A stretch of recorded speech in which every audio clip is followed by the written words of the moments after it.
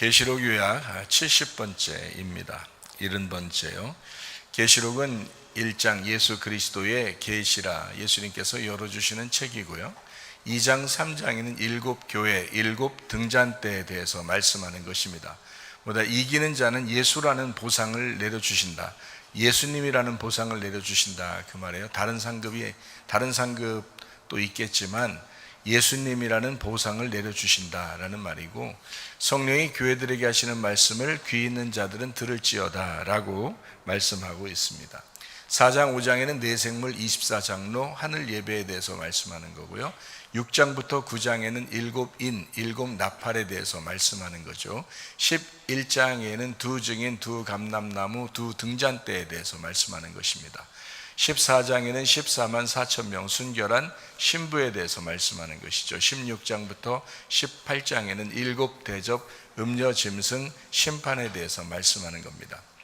19장에는 어린 양의 혼인잔치 8절에 세마포 준비에 대해서 말씀하는 거예요. 20장에는 영 안에서 첫째 부활에 동참한다, 생명책에 기록된다는 말씀이 있어요. 21장 22장 새 예루살렘 생명나무 주님을 기다림 아멘, 이렇게 되어 있는 책입니다. 오늘은 특별히 계시록 16장부터 18장에는 뭐라고요? 음녀 짐승 심판에 대해서 나와 있는 말씀이에요. 이어서 요한계시록 19장에는 어린 양의 혼인잔치가 나옵니다. 그러니까 어린 양이 신랑이고 신부가 이제 교회가 되는 거죠. 그래서 신부를 이제 맞아들이는 것을 얘기해요. 그러니까 16장부터 18장까지 음녀에 대해서, 그리고 19장에는 신부에 대해서 나와 있는 말입니다. 그러니까 이렇게 연결되어 있는 그런 책이에요. 그러니까 우리는 18장과 19장을 통해서 음녀에 대한 이야기, 그리고 신부에 대한 이야기를 우리가 이어서 같이 공부하면 성경을 많이 이해할 수가 있습니다. 그게 이제 성경을 쓴 목적과도 같아서 성경을 이해하는데 아주 중요합니다. 그것을 정해놓고 성경을 보지 못하면은 이해가 안 돼요. 성경은 어차피 그것 때문에 성경을 쓴 거니까. 그래서 그거를 잘 이제 정리하는 것이 중요하다라는 그런 말입니다. 계시록 18장 4절 말씀입니다. 또 내가 들으니 하늘로부터 다른 음성이 나서 이르되 내 백성아 거기서 나와 그의 죄에 참여하지 말고 그가 받을 재앙들을 받지 말아라 라고 했습니다. 그러니까 내 백성은 어디에 있던 거예요? 하나님의 백성은 그 하나님께서 부르시는 거기에 같이 있었던 거예요. 그러니까 음녀의 길에 같이 있었던 내 백성들아 나와라 그래요. 나오면 어디로 간다고요? 신부가 된다고요. 그 신부가 되면 어린 양의 혼인잔치에 참여하게 되는 거죠. 그래서 계시록 19장에 8절 9절 말씀해 보니까 이렇게 돼 있어요. 그에게 빛나고 깨끗한 세마포 옷을 입도록 허락하셨으니 이 세마포 옷은 성도들의 옳은 행실이로다 하더라. 천사가 내게 말하기를 기록하라. 어린 양의 혼인잔치에 청함을 받은 자들은 복이 있도다 하고, 또 내게 말하되 이것은 하나님의 참되신 말씀이라, 이렇게 이야기했습니다. 그러니까 내 백성아 나와라 하고, 그리고 계시록의 19장에 이제 8절 9절의 말씀에는 어린 양의 혼인잔치에 청함을 받은 사람에 대해 얘기 나오는데요. 세마포, 빛나고 깨끗한 세마포 옷을 입었다라고 하는 것을 보아서 깨끗하고 순결하고 거룩하고 흰옷 입은 빛나고 깨끗한 옷이다, 이렇게 이야기하죠. 그럼 이제 반대로 16장부터 18장까지 나오는 음녀는 어떤 옷을 입었을까요? 화려한 옷을 입습니다. 그러니까 단순한 옷이 아니고 화려한 옷을 입어요. 그리고 색깔이 있고, 그러니까 빛나고 깨끗한 세마포 옷은, 깨끗한 옷은 신부가 입는 거고, 더러운 옷은 이제 음녀가 입는 거예요. 그러니까 더럽다 그러면 막 엄청 막 뭐 묻혀가지고 더러운 게 아니라 색깔이 혼란하단 말이에요. 색깔이 혼란해서 더럽단 말이에요. 색깔이 혼란하면 사람들이 눈이 많이 가요, 안 가요? 눈이 많이 가잖아요. 이게 왜 한번 더 쳐다보게 되는 그런 사람들도 있고 그렇잖아요. 다니다 보면 그러니까 눈이 좀 간단 말이에요. 화려한 옷이라는 거죠. 그러니까 사람들이 좀 눈이 많이 가고 사람들의 관심을 끌고 하는 것이 음녀입니다. 음녀의 말이죠. 그러니까 사람들이 많이 이렇게 관심을 갖는 데가 음녀의 말이에요. 음녀의 말. 오히려 신부의 말은 그렇지 않아요. 신부의 말은 깨끗해요. 깨끗하고 순진하고 단순한 말이에요. 진리의 말씀입니다. 그러니까 진리의 말씀이 있는 곳은 사람들이 많이 관심을 안 가져요. 안 보이니까 많이 관심이 없단 말이에요. 근데 실제로 진실한 그 진리의 말은 신부에게 있는 거예요. 그러니까 이게 구분되죠. 음녀는 화려한 옷을 입었다. 그리고 신부는 깨끗한 옷을 입었다. 이런 거죠. 그래서 더러운 옷과 깨끗한 옷을 구분한 겁니다. 복잡하고 혼란스럽다 하는 것이 음녀고요. 그리고 단순한 옷이 신부입니다. 무슨 말인지 알겠죠? 그래서 하나님이 보실 때 이렇게 구분된다. 하나는 뭘 얘기하려고 그러냐? 거짓입니다. 음녀는 거짓. 그래서 거짓 말씀을 얘기하는 거예요. 그러면 이제 신부는 뭐예요? 진리의 말씀을 얘기하는 거예요. 그래서 진리의 말씀은 깨끗하고 거룩하고 단순하다. 이렇게 이야기하는 것입니다. 그러니까 복음은 아주 단순한 겁니다. 깨끗하고 단순한 어린 양의 피에 이렇게 적셔진 그런 깨끗한 세마포 옷을 입은 자, 신부, 이런 것을 이야기하는 거거든요. 그래서 우리가 천국에 간다, 혼인잔치에 청함을 받는다, 신부가 혼인잔치에 청함을 받았다라고 하는 것은 계시록 19장 9절 말씀에 이렇게 되어 있습니다. 어린 양의 혼인잔치에 청함을 받은 자들은 복이 있다라고 되어 있고요. 그 복받은 사람, 그러니까 천국은 복받은 사람이 가는 건데 그 복받은 사람이 신부인 거예요. 그래서 그 신부는 어떤 사람이 혼인잔치에 청함을 받았어요. 근데 이 사람들은 뭐가 되냐 봤더니 이것은 하나님의 참되신 말씀이다 라고 되어 있어요. 그러니까 그 위에 있는 말이 어린 양의 혼인잔치에 청함을 받은 사람들이 있는데 그 사람들은 하나님의 참되신 말씀이다 이렇게 얘기한 거죠. 그러니까요, 로고스 말씀이 된 자들, 이 사람들이 혼인잔치에 청함을 받은 사람이고 신부가 되었다. 이 사람들을 천국이라고 얘기하겠다라고 성경 결론적인 부분에서 19장의 어린 양 혼인잔치에 이 말을 결론적으로 이야기하고 있다는 겁니다. 그러니까 신부의 옷은 어떤 걸 입느냐라는 것은 뭐 19장 8절에 나와 있는 거고, 어린 양 혼인잔치에 있는 그 신부들은 하나님의 말씀이 되었다 이렇게 이야기하는 거죠. 그러니까 말씀을 읽었다가 아니에요. 말씀을 들었다가 아닙니다. 말씀이 되었다. 하나님의 말씀이다. 이렇게 이야기한 거예요. 하나님의 말씀이다. 하나님의 참되신 말씀이다. 이게 신부다. 그게 어린 양의 혼인잔치에 청함받은 신부다라는 그런 말씀입니다. 천국에 가면요, 여러분 성경책이 필요 있다고 필요 없다고요?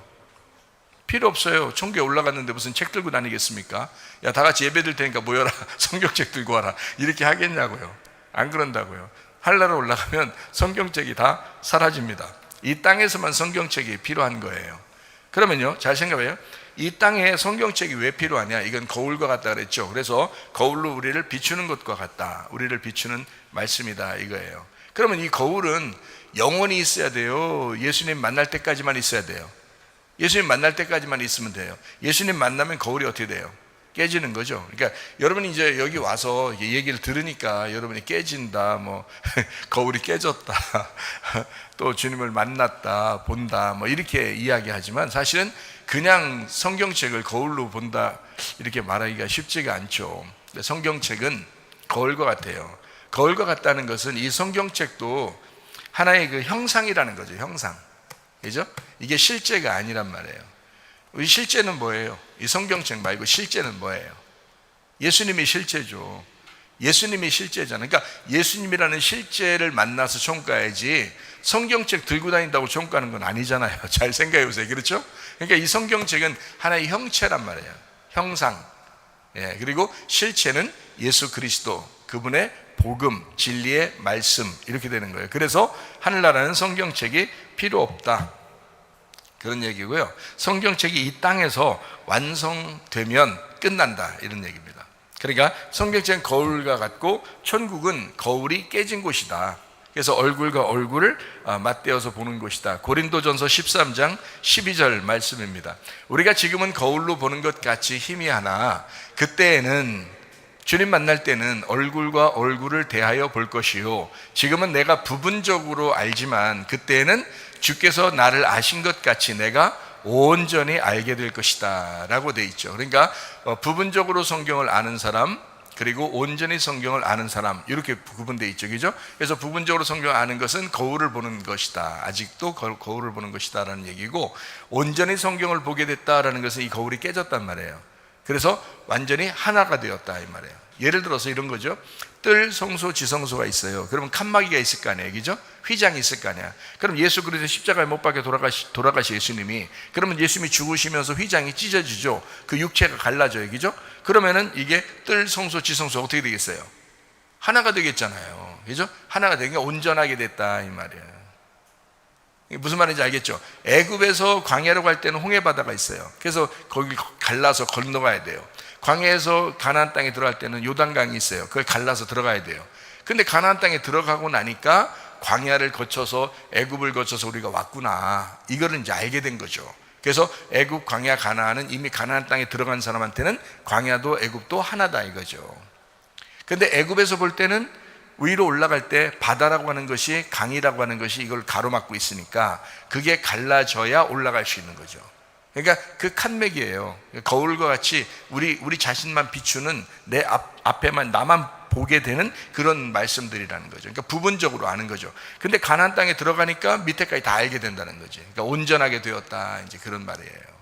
그러니까 1층, 2층, 3층에서 1층만 있는 사람이 2층으로 올라갔어요. 그러면 1층, 2층을 알게 될 거 아니에요. 그럼 3층으로 올라갔어요. 그러면 1층, 2층, 3층을 같이 알게 된다, 이런 말씀이 되겠습니다. 그러니까 부분적으로 아는 것이 완전하게 되었다, 완전히 알게 되었다. 천국은 성경이 완성된 곳입니다. 그걸 천국이라고 이야기하는 거예요. 성경 말씀이 이 땅에서만 책이 필요한 거지 하늘나라로 올라가면 책이 필요 없다. 왜? 완성됐으니까. 이렇게 이야기하는 거죠. 그래서 이거를, 지금 이 책을 거울이라고 한다면 이 책은 깨져야 할 책이다. 그리고 우리가 하나님의 말씀이 되어야 어린 양의 혼인잔치의 신부가 될 수가 있다, 이런 이야기가 되는 거예요. 그러니까 말씀을 여러분 듣기만 하는 자가 아니라, 쥐어줘야만 하는 게 아니라 아버지의 뜻대로 행하는 사람이 되셔야 합니다. 아버지의 말씀을, 여러분 자신이 말씀을 경험하셔야 된다는 거예요. 여러분 스스로 생활 가운데 스스로 그 말씀이 여러분에게 경험이 되셔야 돼요. 그래야지 말씀을 한번 들었다 이거로 만족하면 안 됩니다. 그러니까 그렇게 여러분 성경을 정확하게 알면 되겠다. 그래서 요한복음 19장 30절 말씀해 보니까 예수께서 심포도주를 받으신 후에 이르시되 다 이루었다 하시고 머리를 숙이니 영혼이 떠나가시니라. 예수님이 어디서 다 이루었다 그랬어요? 십자가에서 다 이루었다, 이렇게 이야기합니다. 십자가는 뭐 하는 곳이죠? 죽는 곳이잖아요. 그러면 우리도 다 이루어지려면 어디로 가야 돼요? 십자가, 죽음으로 가야 된단 말이죠. 그러면 다 이루어지게 된다. 그러니까 창조가 완성된다, 이런 얘기입니다. 예수의 그 창조가 완성된다. 하나님께서 이 세상을 창조하시고 다 이루신 다음에 어떻게 해요? 안식하셨다, 이렇게 되잖아요. 마찬가지로 다 이루었다, 완성됐다, 이거예요. 그러니까 예수님이 십자가 못 박혀 돌아가시면서 다 이루었다, 완성됐다. 우리도 죽으면 다 완성되고 다 이루어진다. 그때는 성경책 들고 다닐 필요가 없다. 말씀이 된 사람들만 천국에 가기 때문에 그렇다. 그래서 천국은 더 이상 성경책이 필요 없는 곳이다. 성경책도 형상이니까 그 형상, 우상, 형상은 다 깨지는 거죠. 그래서 여러분이 이 성경책 들고서 막 절하고 이런 사람이 있으면 안 돼요. 성경책 들고서. 이건 우상이 되는 거지, 그렇게 되면. 말씀이 돼야지 우리 속에, 그렇죠? 말씀이 우리 속에 돼서 말씀이 살아가야죠. 그게 진짜 실제죠. 그러니까 예수님은 말씀이시다, 그분이 실제다. 성경책은 그분을 싸고 있는 형상이다, 이런 얘기죠. 그죠? 그래서 형상을 가지고 우리가 주님 나라 가는 게 아니라 그 속에 있는, 이 말씀 속에 있는 진짜 실체 예수를 만나야 천국 간다라는 겁니다. 그래서 말씀을 경험하셔야 된다라는 그런 말씀입니다. 하나님의 형상이라고, 인간도 하나님의 형상대로 만들어졌다 그러고요. 또 이 세상은 우상들도 많이 있습니다. 그래서 우상이라는 단어하고 형상이라는 단어, 하나님의 형상으로 우리가 만들었다 할 때 그 형상도 같은 우상이라는 단어예요. 하나님의 형상으로 인간이 나왔어요. 그게 누구예요? 예수님이죠. 예수님. 그러면 예수님이 나왔으면 이 땅에서 예수님이 영원히 안 죽고? 그렇지 않죠. 예수님이 이 땅에 오셔도 하나님의 형상이잖아요. 하나님의 형상으로 왔잖아요. 하나님 원래 모양이 없죠. 형상이 없죠. 하나님은 원래 모양이 없어요. 하나님이 영이셔요. 하나님의 형상이 없단 말이에요. 근데 하나님의 형상으로 굳이 하나님이 이런 모습이야 라고 알려주려고 예수님이 왔다면 그 예수님도 죽으셔야 된다는 거지. 왜냐하면 형상, 우상은 다 깨져야 되기 때문에 그래요. 이 성경책이 이렇게 만들어졌다면요, 이 성경책이 이렇게 만들어졌다면 결국 우리가 완성될 때, 우리가 주님 만날 때는 이 성경책이 깨져야 완성되는 거죠. 이것이 이렇게 우리에게 만들었다는, 이것은 하나의 껍질이란 말이에요. 하나님을 알게 하려고, 속에 있는 말씀을 알게 하려고 껍질이 있는 거잖아요.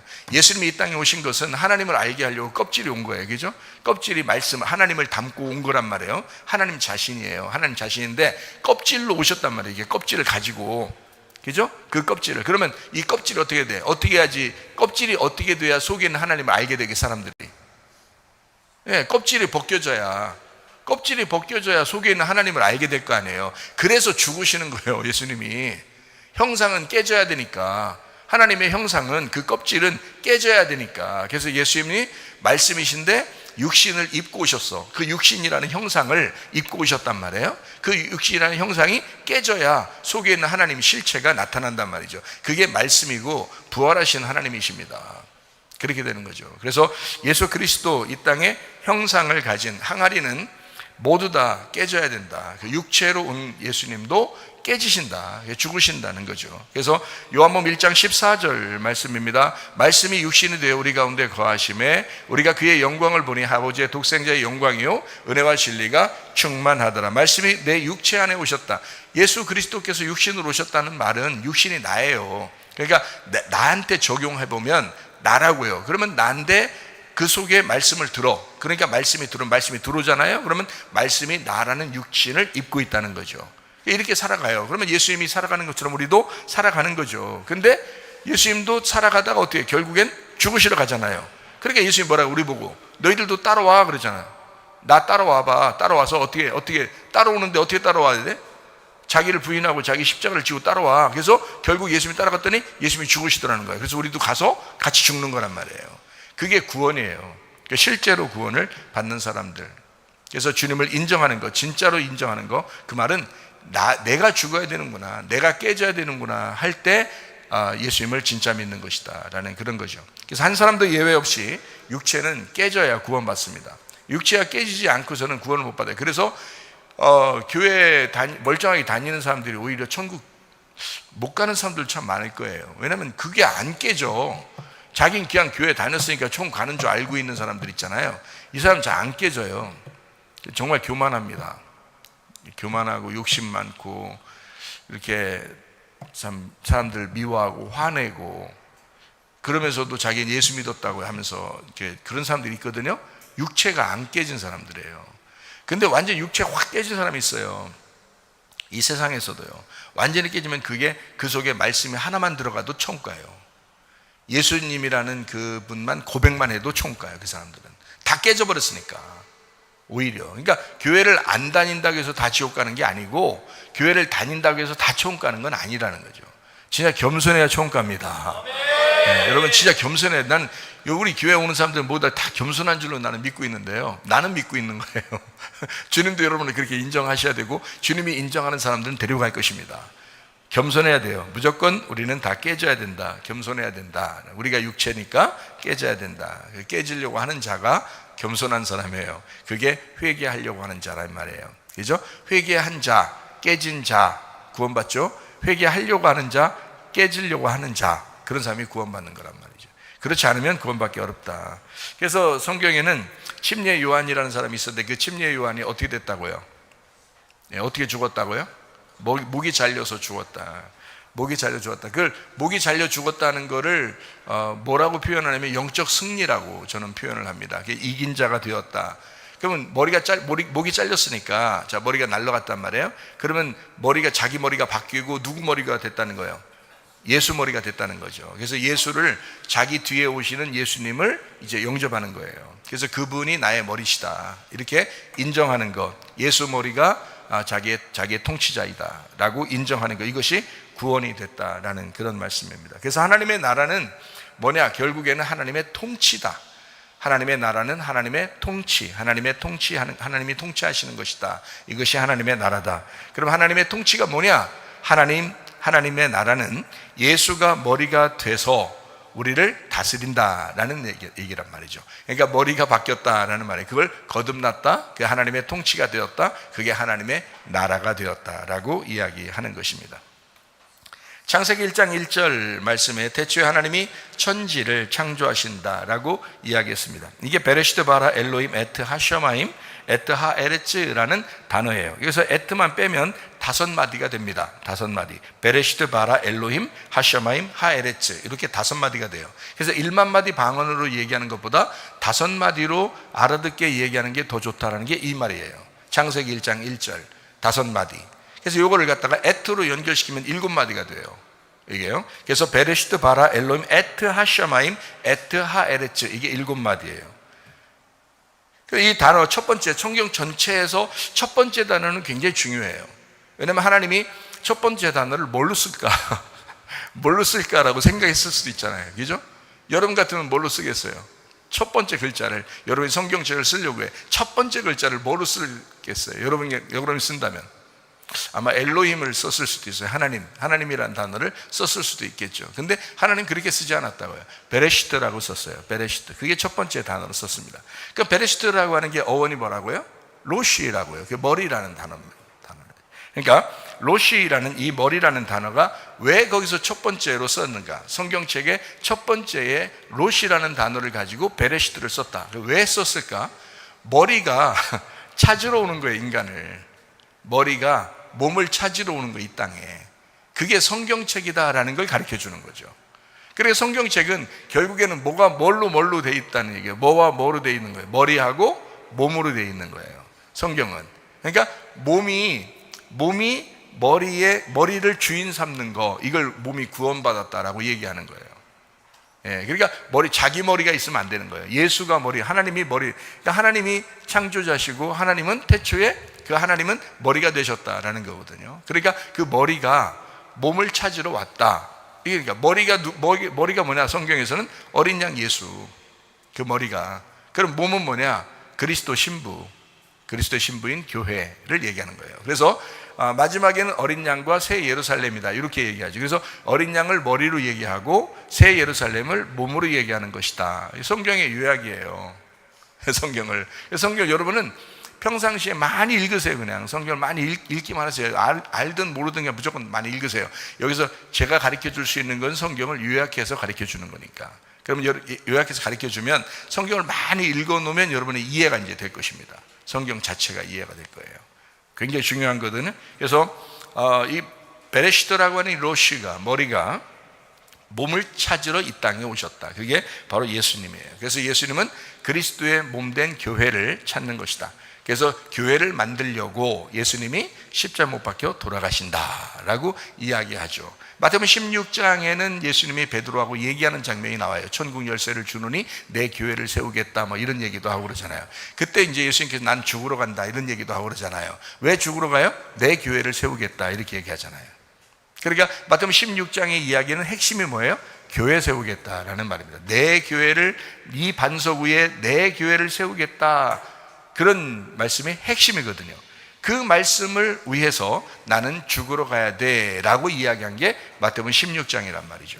그러면 그 교회를 왜요? 예수님이 머리니까 몸을 만들어야 되잖아. 몸을 찾아야 되잖아. 몸을 만들어야 되잖아. 그래서 내가 몸 만들러 왔어. 그래서 내가 몸을 이제 드디어 만들 거야 라고 얘기했더니 베드로가 뭐라 그래요? 죽으면 안 돼요, 막 그러잖아요. 죽으면 안 돼요, 막 이래요. 그러니까 예수님이 사탄아 내 뒤로 물러가라, 이렇게 말하잖아요. 그죠? 내가 지금 그것 때문에 왔는데, 내 몸인 교회를 만들러 왔는데 네가 죽지 말라고 그러니까 교회가 세워지지 말란 얘기인데, 그러면은 너는 사탄이다. 그래서 예수님이 하나님과 반대가 되는 말을 베드로가 이제 하게 된 것이죠. 그러니까 인간의 생각과 하나님의 생각이 다르다. 그래서 그리스도의 몸된 교회가 실질적으로 성경에서는 복이라고 하는 것입니다. 그래서 진짜 복 받았다라고 하는 것은 교회를 잘 발견한 그리스도의 신부가 되는 것이다. 이것이 복 받은 것이다. 그래서 복은요, 영생이라 그렇게 말하죠.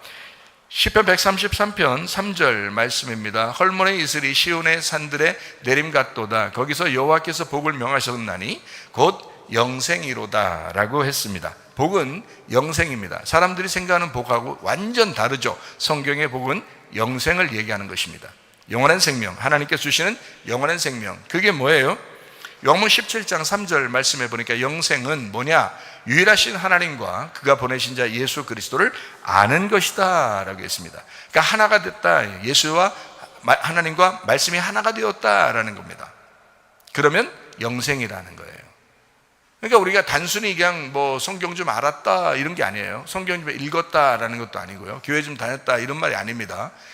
알았다 이거예요. 알았다. 이게 구약 성경에서는 야다라는 단어고, 이게 신약 성경에서는 기노스코라는 단어가 있죠. 몸과 마음으로 동침하여 알았다는 단어입니다.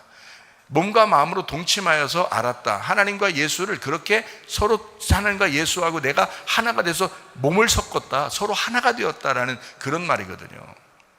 그렇게 아는 것을 영생한다라고 하는 것입니다. 그러니까 여러분, 성경 좀 읽었다 천국 아닙니다. 교회 좀 다녔다 천국 그것도 아닙니다. 기노스코, 몸과 마음으로 예수 그리스도를 알 때, 경험하게 될 때, 주님을 내 속에서 경험하게 될 때, 그때 천국이다. 그게 영생이다라고 하는 그런 말씀입니다. 그래서 영생은 예수 그리스도요, 영생은 하나님이시다. 그래서 복은요, 구약 성경의 모든 복은 뭘로 되어 있냐면 두 가지로 되어 있어요. 하나는 땅이요, 하나는 아들이다, 이렇게 되어 있어요. 그래서 아브라함에게 복을 내릴 때 두 가지를 주겠다라고 하나님이 약속하죠. 하나는 땅을 주겠다라고 하는 거죠. 본토 친척 아비집을 네가 떠나야 된다. 그래서 내가 지시할 땅으로 와라, 이렇게 얘기해요. 그리고 그 땅에서 너의 자식 중에서 너의 아들이 주인이 될 것이다 라고 이야기하는, 그게 이제 복이거든요. 그래서 땅을 주겠다, 그리고 아들을 주겠다라고 이제 하나님이 약속한 것이 있습니다. 그것은 무슨 말이냐면, 하나님은 이 두 가지가 복이다라고 원래 정하였다는 거예요. 근데 아브라함에게만 정했을까요? 아니면은 원래 창세기부터 정했을까요? 창세기부터 그게 정해진 거예요. 가만히 생각해 보세요, 여러분.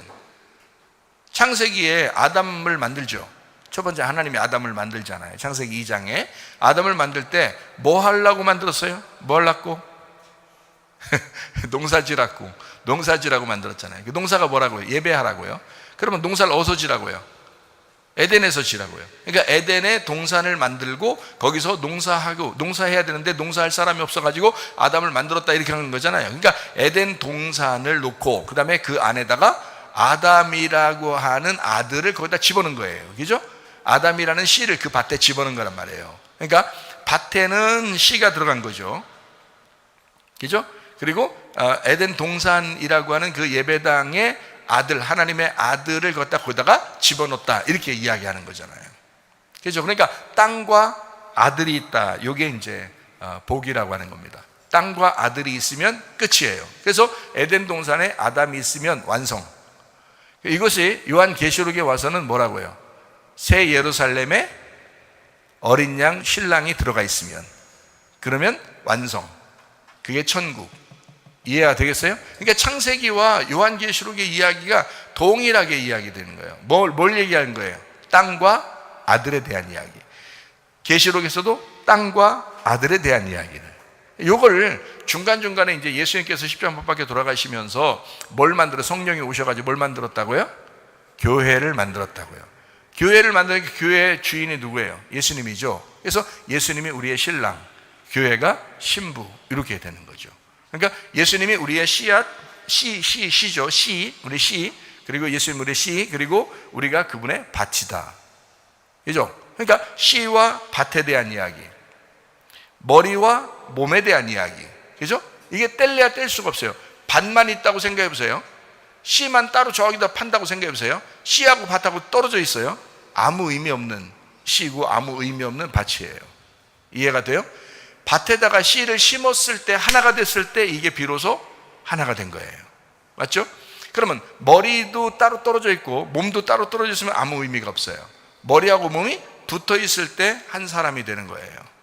맞죠? 그러니까 신랑과 신부도 떨어져 있으면 아무것도 아니에요. 그냥 인간아 이렇게 할 때 인간이에요. 야 인간아 이럴 때, 야 인간아 있죠? 저 인간아 이렇게 할 때 인간아, 둘이 합해서 남녀가 이렇게 합해져 가지고 신랑과 신부가 합해지면 한 몸을 이루는 그리스도와 교회를 설명하는 것이다. 그래서 씨와 밭을, 머리와 몸을, 그리고 그리스도와 교회를, 어린 양과 새 예루살렘을, 신랑과 신부를, 하나님과 우리의 새 마음을 이야기하는 것이다. 이게 아들과 땅에 대한 이야기, 이게 성경의 완성이에요. 처음부터 끝에까지 이 성경은 그렇게 되어 있다. 자, 말씀을 좀 정리하고 마치도록 하겠습니다. 계시록 19장 9절 말씀입니다. 천사가 내게 말하기를 기록하라. 어린 양의 혼인잔치에 청음을 받은 자들은 복이 있도다 하고, 또 내게 말하되 이것은 하나님의 참되신 말씀이다. 자, 어린 양의 혼인잔치에 청음을 받은 사람들, 이 사람들은 하나님의 참되신 말씀이다 라고 이야기했어요. 그러니까 말씀은 들어서가 아니라 그 말씀이 되어야 한다. 이러려니까 거울이 깨져야 되겠다. 그래서 고린도전서 13장 12절 말씀이요, 우리가 지금은 거울로 보는 것 같이 희미하나 그때는 얼굴과 얼굴을 대하여 볼 것이요, 지금은 내가 부분적으로 알지만 그때는 주께서 나를 아신 것 같이 내가 온전히 알게 될 것이다 라고 했습니다. 그래서 언제 이게 완전히 알게 된다고요? 부분적인 것이 깨지고 완전히 알게 되고 온전하게 되고, 거울이 깨지고 얼굴을 맞대어서 보는 것이 언제 이루어진다고요? 죽을 때요. 요한복음 19장 30절 말씀, 예수께서 신포도주를 받으신 후에 이르시되 다 이루었다 하시고 창조가 완성됐다 하시고 머리를 숙이니 영혼이 떠나가셨다, 이렇게 이야기했습니다. 자, 우리는 예외 없습니다. 한 사람도 빠짐없이, 예수님이든 인간이든 한 사람도 빠짐없이 다 어떻게 해요? 육체가 깨져야 된다. 거울은 깨져야 되고 육체는 죽어야 된다. 형상은 없어져야 된다라는 그런 말씀입니다. 속의 실제 내용으로 우리가 살아야 된다라는 말이죠. 요한복음 1장 14절 말씀이요, 말씀이 육신이 돼서 우리 가운데 거하심에 우리가 그의 영광을 보니 아버지의 독생자의 영광이요 은혜와 진리가 충만하더라. 항아리 형상, 그 육체는 깨져야 완성이 된다. 말씀이 내 안에, 내 육체 안에 같이 거하는데 내 육체가 깨질 때 그 속에는 말씀이 나타나게 되기 때문에 그렇다, 이런 말씀입니다. 이것은 한 사람도 빠짐없이 예외 없이 다 깨져야 된다. 그래서 교회 올 때는, 솔직히 말하면 교회 올 때는 뭐 하러 온 거예요? 깨지러 오는 거예요. 으덧터지고 깨지러 오는 거죠. 말씀으로 으덧터지고 말씀으로 깨지러 오는 것이 바로 교회에 오는 목적입니다. 그럼 뭐가 이렇게 깨져야 돼요? 뭐가 깨져서 이게 바뀌어야 돼요? 뭐가 바뀌어야 돼요? 우리 교회 오면 뭐가 바뀌어야 돼요? 여러분, 뭐 바꾸려고 교회 온 거예요? 머리 바꾸려고 교회 온 거예요. 자기 본성대로 살던 사람이 자기 생각대로, 자기 사상으로, 자기 생각으로, 자기 지식으로, 자기 뜻대로 막 살던 사람이 머리가 바뀌는 거예요. 머리가 바뀌면 거듭났다, 이제 새로 태어났다, 너 다른 사람이 되었다.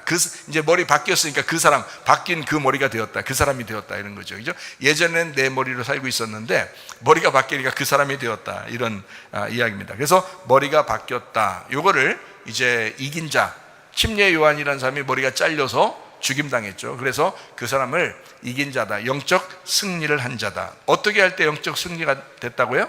머리가 잘렸을 때. 머리가 잘리면 머리가 바뀌니까 그리스도의 머리가 됐을 때만 이게 승리하게 된다라는 것이 이제 이긴 자라는 것입니다. 이긴 자. 그러니까 한마디로 말하면 계시록의 2장과 3장에 나오는 7교회에 있는 모두 이기는 자는 이런 보상을 내려주신다. 근데 예수님을 보상으로 내려주신다는 건데요.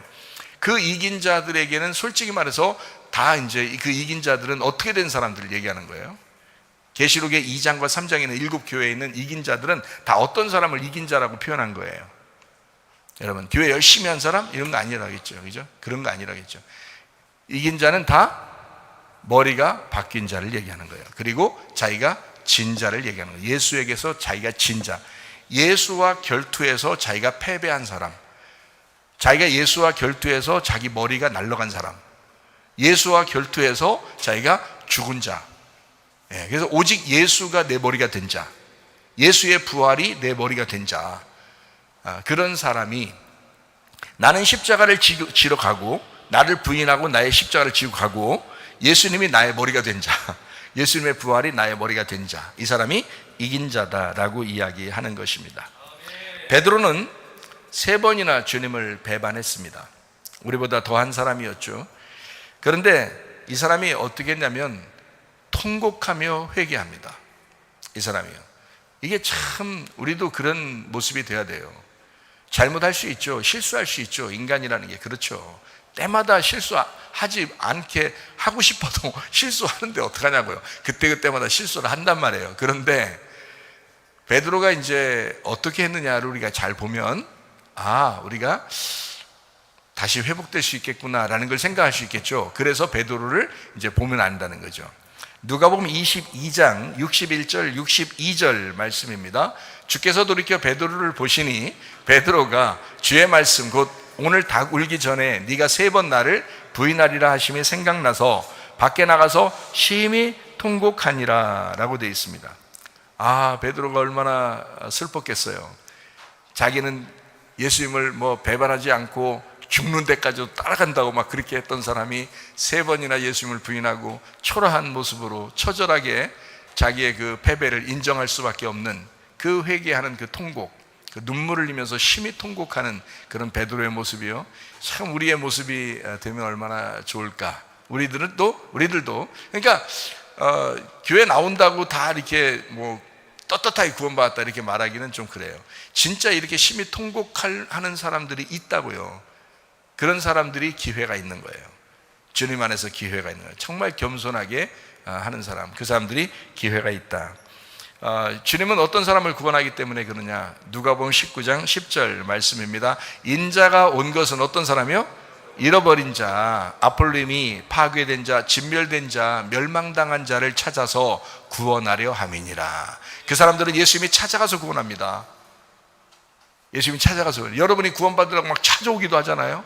그런데 진멸되면, 파괴되면, 멸망당하면 그 사람들을 주님이 찾아가셔서 그의 꿈속에도 나타나고, 그가 샤워를 하다가도 주님이 나타나고, 또 가만히 잠을 자려고 잠을 청하는데도 말씀하시고 막 이런단 말이에요. 왜? 주님이 찾아가시는 거예요. 멸망당했으니까, 자기에게 희망이 없으니까, 자기는 이 땅에 사람에 대한 소망이 하나도 없었으니까, 예수님밖에 자기의 소망이 없으니까, 이제는 자기는 다 잃어버린 자니까, 자기는 다 진멸된 자니까 주님이 그 사람을 찾아가 버려요. 자, 어떤 사람이 더 복받은 거예요? 교회에 나와서 떳떳하게 살면서 다른 사람 위로하면서 살아야 되겠다 하는 사람이 더 떳떳한 거예요? 진짜 하나님이 찾아가시는 사람이 진짜 구원받을 떳떳한 사람이에요. 그 사람이 더 축복받은 사람이에요. 그 사람들이 여기 교회 나온 사람들을 위로해야 돼요. 반대로, 그렇죠? 생각해 보면 우리가 반대로 생각하고 있다. 어떻게 보면 반대로 생각한다. 구원은 그런 게 아닌데, 구원은 진짜 잃어버린 자를 찾아서 구원하는 것이다. 주님이 베드로를 다시 찾습니다. 요한복음 21장에 보면 3번을 베드로에게 물어봅니다. 네가 아가페 하느냐, 아가페 하느냐, 그리고 필레오 하느냐, 이렇게 3번. 네가 나를 사랑하느냐, 아가페 사랑하냐, 아가페 사랑하냐, 필레오 사랑하냐, 이렇게 물어봅니다. 그때 베드로가 3번 다 이렇게 대답합니다. 주님, 저는 필레오 합니다. 필레오 사랑밖에 못합니다. 저는 필레오 사랑밖에 못합니다. 저는 필레오 사랑밖에 못합니다. 이거 얼마나 베드로가 정직한 거예요. 베드로가 내가 필레오 사랑밖에 못했습니다. 그리고 그렇게 할 수밖에 없습니다. 주님이 나를 사랑해 줬기 때문에 내가 기브 앤 테이크로, 친구의 사랑으로 제가 그렇게 당신을 그렇게 사랑할 수밖에 없었습니다. 저는 아가페 사랑할 수 없습니다. 저는 필레오 사랑밖에 못합니다 라고 베드로가 고백을 한 겁니다. 참 엄청 정직한 베드로예요. 그리고 난 다음에 주님께 그 사랑을 고백한 다음에 베드로가 어떻게 했어요? 본성도 완전히 바뀌었습니다. 땅의 운명, 본토 친척 아비집, 육체의 본성, 이거 싹 다 바뀌었습니다. 구원받았잖아요. 성격도 굉장히 급하고 막 말 빨리 하고 이랬던 사람인데 이 사람이 완전히 바뀌었어요. 베드로가요. 여러분 본성 어떻습니까? 교회 나왔잖아요. 예수 믿는다 했잖아요. 여러분 회개한다고 했잖아요. 여러분 막 회개하자고 막 기도 많이 하고 그러잖아요. 그러면 기도하고 그 다음에 회개했어요. 말씀 들었어요. 아멘. 그리고 난 그렇게 하나님 안에서 내가 본성도 바꾸고 내가 구원받으려고 합니다 라고 회개한다고 하잖아요. 근데 본성이 또 안 바뀌잖아요. 근데 베드로 안 그렇잖아요. 베드로 한번 그렇게 회개하고 난 다음에 본성이 다 바뀌었어요. 승질 안 부려요. 급하지도 않아요. 본성이 바뀌었어요. 여러분 진짜 구원받으면 뭘로 알 수 있냐? 본성이라는 여러분 자신의 열매로 알 수 있다는 거예요. 여러분의 열매로. 물론 실수할 수 있어요. 잘못할 수 있어요. 제가 이거를 이렇게 여러분 실수 한 번도 안 할 겁니다, 잘못 한 번도 안 할 겁니다 이렇게 얘기하는 건 아니에요. 그렇지만 그렇게 할 수 있지만 바로 돌아선다는 거죠. 바로 돌아선다. 이건 어쩔 수 없다. 이거는 구원받은 사람들의 특징이다. 완전히 바뀐다.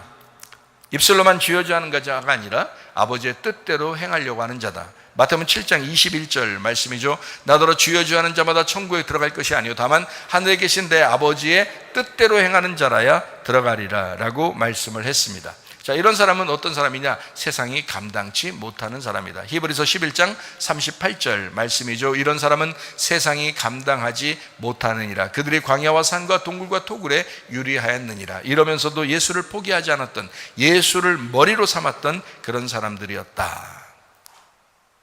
자, 머리가 바뀐 사람은요, 본성도 바뀝니다. 반드시 변화됩니다. 여러분, 그래서 저도 여러분을 보는 거예요. 저도 여러분을 보는 겁니다. 이 사람 본성이 바뀌었느냐 안 바뀌었느냐, 이거 보는 겁니다. 저도 봐요. 저도 점검하고 여러분도 봅니다. 제가 보는데요, 본성이 많이 바뀌었어요. 우리 교회 다니는 사람들은 진짜 본성이 많이 바뀌었어요. 열매를 보아 그 나무를 알 것 같아요. 여러분, 열매를 보면 진짜 나무를 알 것 같아. 아, 진짜 예수의 나무가 심겨진 것 같아요. 제가 보니까요. 야, 제가 봐도 그러는 거예요. 주님은 더 넓게 볼 거니까, 주님은 더 사랑을 많이 가지고 볼 거니까, 아, 여러분 정말 대단한 사람들이 참 많아요. 하나님이 여러분을 좋아하시고 기뻐할 것입니다. 베드로라고 하는 사람이요, 확실히 주님 만나고 변화된 사람이 되었습니다. 요한복음 21장에 주님 사랑한다고 고백하고요, 완전히 변화됐어요. 자, 한 번은 이런 일이 있었습니다. 율법적으로 살아가던 사람들에게는요, 이방인과 함께 식사한다고 하는 것이 이해가 안 되는 일이었어요. 그때 당시에는, 베드로 있는 시대에는요, 이방인과 함께 밥 먹는다는 게 이게 말이 안 되는 이야기예요. 유대인은 이방인을 뭐라고 생각하면 세리와도 개만 또 못하게 여겼어요. 그러니까 창녀보다도 못하게 여긴 게, 그러니까 보면 이게 개가 첫 번째, 그들이 아니 유대인 이런 거 다 빼고 밑에 이방인 중에서 개가 첫 번째, 그 다음에 창녀, 그 다음에 세리, 그 다음에 이방인이에요. 밑에가 최고 밑에가 이방인이에요. 그러니까 이 이방인은 개같이 본 거예요. 개같이. 그래서 같이 밥 먹는다는 건 이건 겸상을 할 수가 없어요. 인간이 개하고 같이 밥에 놓고서 먹는 것과 똑같은 모습인 거예요. 그래서 그렇게 할 수가 없는데, 베드로가 고넬료 이방인 구원했잖아요. 그죠?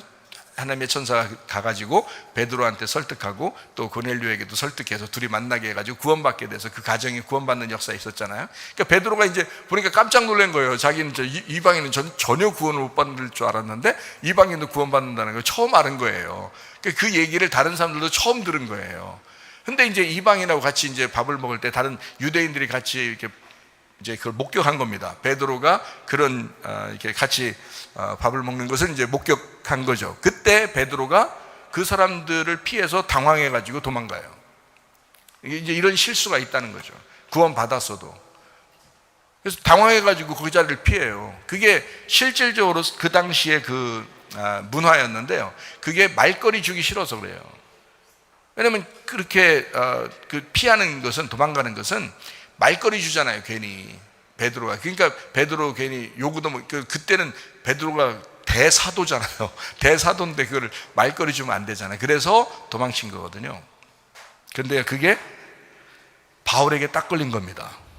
바울에게. 왜 바울에게 딱 걸리면 안 좋냐면요, 바울은 또 이방인에게 보냄받은 사도잖아요. 바울은 이방인에게 보내받은 사도라 이방인과 유대인이 같이 밥 먹는 게 별로 아무렇지도 않은 거야. 바울이 볼 때는 왜 보고만의 소리가 다 서로 한 형제가 됐는데 이게 뭔 짓이냐, 너 베드로가 이럴 수 있느냐, 이제 이렇게 이야기를 하는 거죠.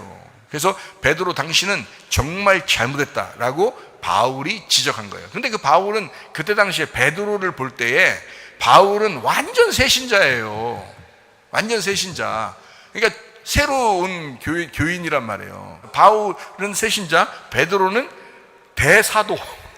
사람들도 감히 쳐다보기가 어려운, 왜냐하면 수천 명이 막 예수를 믿는 사람들 중에서 거기서 첫 번째 목사니까, 사도니까 사람들이 볼 때 어마어마한 사람이란 말이에요. 그러니까 볼 수도 없어요. 새신자가 만날 수도 없는 그런 사람인데 새신자가 와가지고 베드로한테 사태질하는 거예요. 말이 되냐고요.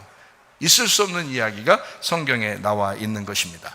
바울한테는 별로 문제가 안 됐지만 유대인들한테는 이것이 문제가 돼요. 그래서 베드로가 그 유대인들을 보기가 좀 그렇고 말거리가 나올까 봐 피했는데 이것이 바울한테 딱 걸렸어요. 그래서 바울이 그걸 지적하는 장면이 나오는데요, 갈라디아서 2장입니다. 우리가 좀 길지만 한번 쭉 읽어보겠습니다. 갈라디아서 2장 11절부터 21절까지 말씀입니다. 자, 제가 한번 설명하면서 한번 읽어볼게요. 게바가 안디옥에 이르렀을 때에 책망받을 일이 있기로 내가, 바울입니다, 내가 그를 대면하여 책망하였노라. 있을 수 없는 얘기예요. 베드로한테 어떻게 책망합니까? 말도 안 되는 건데 이렇게 합니다. 야고보에게서 온 어떤 이들이 이르기 전에 게바가, 그러니까 유대인들이 이제 다 오기 전에 게바가 이방인과 함께 밥을 먹다가 그들이 오매 그가 할례자들을 두려워하여 떠나 물러갔다. 도망친 거예요. 피한 겁니다. 남은 유대인들도 이제 베드로가 피하니까 같이 피한 거예요. 같이 외식함으로 바나바도 그들의 외식에 유혹되었느니라. 그래서 같이 피한 거예요. 그러므로 나는, 바울은 그들이 복음의 진리를 따라 바르게 행하지 아니함을 보고 모든 자 앞에서 게바에게 이르되, 그러니까 자, 모든 사람들 앞에서요. 게바가 엄청난 사람입니다. 기둥같이 여기는 사람이잖아요. 근데 그에게, 게바에게 이르되, 네가 유대인으로서 이방인을 따르고 유대인답게 살지 아니하면서 어찌하여 억지로 이방인을 유대인답게 그럼 살게 하려고 하였노라. 우리는 본래 유대인이요 이방인 죄인이 아니로되 사람이 의롭게 되는 것은 율법의 행위로 말미암이 아니고 오직 예수 그리스도를 믿음으로 말미암는 줄 알므로 우리도 그리스도 예수를 믿나니 이는 우리가 율법의 행위로서가 아니고 그리스도를 믿음으로써 의롭다함을 얻으려 함이라. 율법의 행위로서는 의롭다함을 얻을 육체가 없느니라. 만일 우리가 그리스도 안에서 의롭게 되려 하다가 죄인으로 드러나면 그리스도께서 죄를 짓게 하는 자냐? 결코 그럴 수 없느니라. 만일 내가 헐었던 것을 다시 세우면 내가 나를 범법한 자로 만드는 것이라. 내가 율법으로 말미암아 율법에 대하여 죽었나니 이는 하나님에 대하여 살려 함이라. 내가 그리스도와 함께 십자가에 못 박혔나니 그런즉 이제는 내가 사는 것이 아니요 오직 내 안에 그리스도께서 사시는 것이라. 이제 내가 육체 가운데 사는 것은 나를 사랑하사 나를 위하여 자기 자신을 버리신 하나님의 아들의 믿음으로 사는 것이라. 내가 하나님의 은혜를 패하지 아니하노니 만일 의롭게 되는 것이 율법으로 말미암으면 그리스도께서 헛되이 죽으셨느니라. 이렇게 이야기를 합니다. 베드로가 어떤 사람인가? 갈라디아서 2장 8절 9절 말씀을 보면 이렇게 나옵니다. 베드로에게 역사하사 그를 할례자의 사도로 삼으신 이가 또한 내게 역사하사 나를 이방인의 사도로 삼으셨느니라. 또 기둥같이 여기는 야고보, 게바, 이게 게바가 베드로입니다. 야고보, 베드로, 요한 이 세 명이 대표적이죠. 야고보, 베드로, 요한, 기둥같이 여기는 야고보, 베드로, 요한도 내게 주신 은혜를 알므로 나와 바나바에게 친교의 악수를 하였으니 우리는 이방인에게로 그들은 할례자에게로 가게 하려 함이라 라고 말했습니다. 자, 베드로는 역시 기둥 같은 사람이에요. 베드로, 요한, 야고보 알죠? 엄청난 사람입니다. 근데 바울은 베드로를 딱 집어서 네가 어떻게 율법으로 망하려고 하느냐라고 책망을 해요. 복음으로 우리가 거듭났는데 어떻게 다시 율법으로 돌아가려고 하느냐?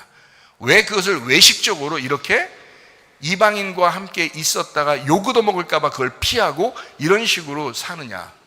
사람들 무서워서 네가 사람 눈치 보면서 이렇게 할 수 있느냐? 있을 수 없다. 이런 외식하는 것이다. 바울이 베드로를 책망합니다.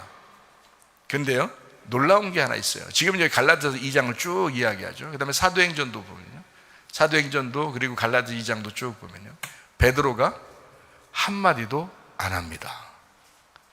베드로가 바울의 이야기를, 그 새신자의 이야기를 다 듣습니다. 다 수긍하고 다 받아들여요. 바울의 이야기가 맞거든요. 복음으로 보면 바울의 이야기가 맞거든요. 그러니까 이 대사도와 같은 기둥 같은 베드로도 그 말을 받아들인 것이다.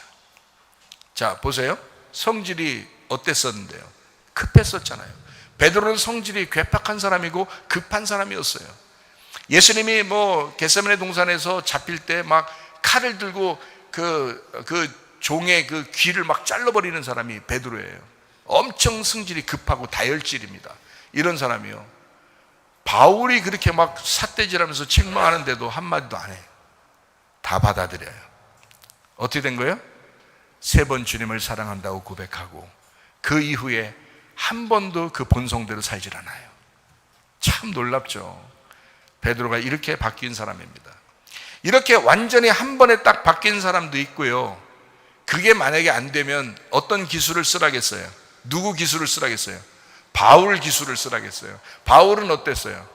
바울은 바나바하고도 막 엄청 다투고 막 싸우고 막 이런 힘이 다투고 이런 사람이에요. 힘이 싸운 사람이에요. 크게 싸운 사람인데 그러면서도 주의 일을 감당한 사람이에요. 이게 바울이라는 사람이. 근데 싸움도 맨날 가는 데마다 싸우는 게 아니에요. 또 바울이 거기 한 번 딱 싸운 거예요.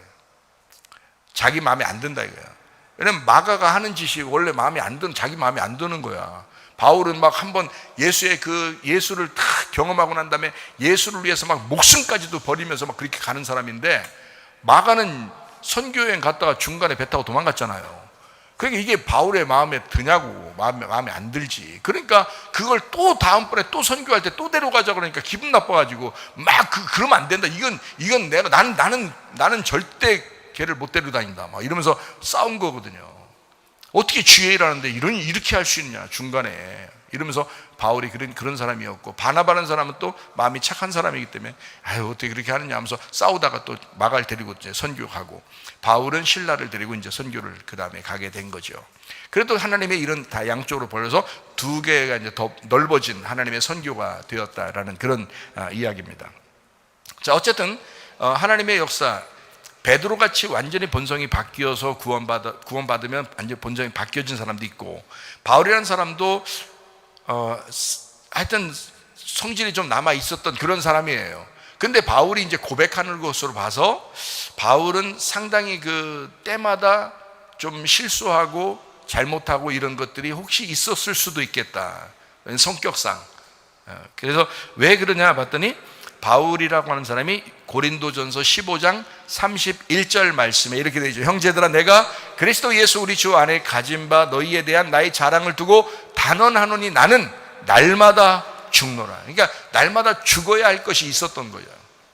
그죠? 그러니까 우리가 베드로처럼 한 번에 딱 변화된 사람이 있을 수 있고요, 아니면 바울같이 날마다 한 걸음씩 전진해 나가고 한 걸음씩 이렇게 앞으로 그 승리해 나가는, 그 날마다 죽고 승리해 나가는 그런 사람들, 이 둘 다 구원받은 사람입니다. 그러니까 완전히 뒤로 쫙 쳐지는 거 아니잖아요. 그죠? 여러분 교회 나왔는데 여러분이 뒤로 확 쳐져. 그래서 막 하여튼 계속 승질내, 계속 거짓말치고, 계속 음란하고, 계속 뭐 욕심내고, 계속 미워하고, 계속 막 이래. 그렇게 살아요. 그러면 여러분 그 구원 받은 거예요? 그 구원 안 받은 거예요. 한 걸음이라도 앞으로 나가면 돼. 한 걸음이라도 앞으로. 그래서 한 걸음이라도 더 회개하고, 한 걸음이라도 더 죽고, 한 걸음이라도 더 앞으로 나가는 사람도 구원 받은 사람이에요. 그리고 한 번에 완전히 그 열매가 싹 바뀐 사람도 구원 받은 사람이고요. 이해가 되겠죠? 그러니까 여러분이 회개하는 사람이냐, 또 회개를 할 사람이냐, 그건 우리 교회 사람이다. 그건 하나님의 백성이다. 그리스도의 몸이다. 그러나 회개하지 않으려고 한다?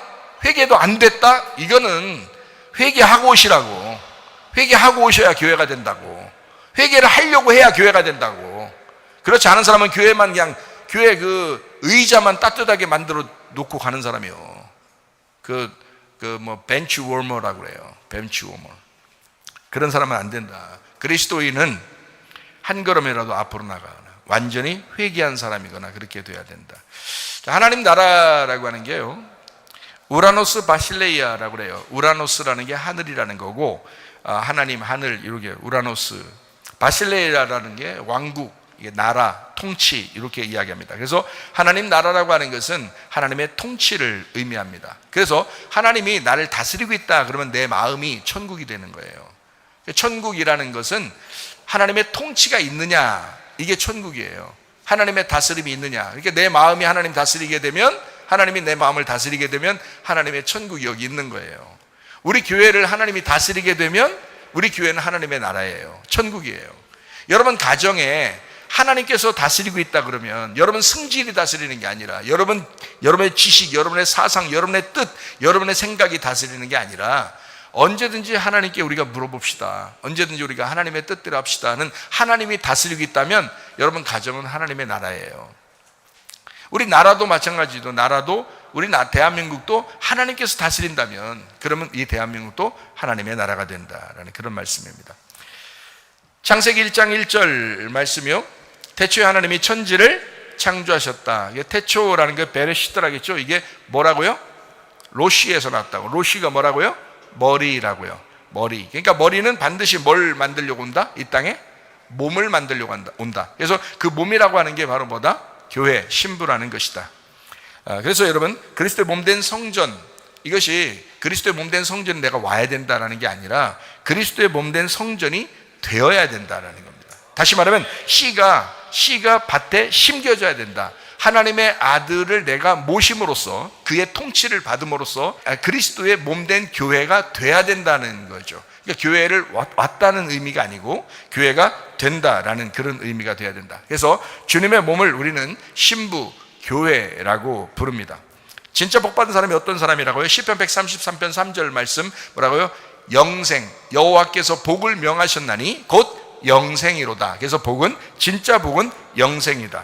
요한복음 17장 3절 말씀이요, 하나님과 그 아들 예수 그리스도를 아는 것이 영생이다 라고 했으니까 영생이라는 복은 뭐다? 하나님과 아들을 아는 것이다 라고 했습니다. 자, 정리합니다.